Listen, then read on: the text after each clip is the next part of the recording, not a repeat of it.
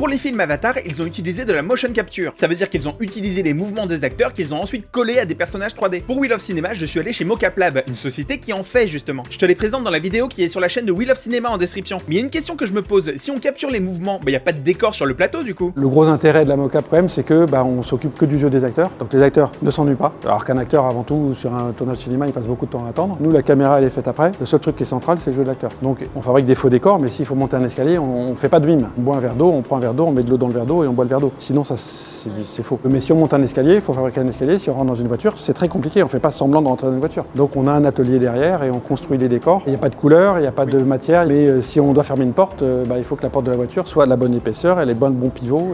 Et donc là-bas, on a des portes. Si on ouvre une porte, on met une porte. Et on choisit si c'est une poignée qui s'ouvre comme ça ou une poignée qui s'ouvre comme ça. Parce qu'un acteur qui fait semblant de traverser une porte, tout est faux. Eh mon amour, si on met des petites boules sur notre chat, tu crois qu'on peut capturer ses mouvements? Ouais, t'as raison, je vais surtout capturer sa griffe dans ma tronche.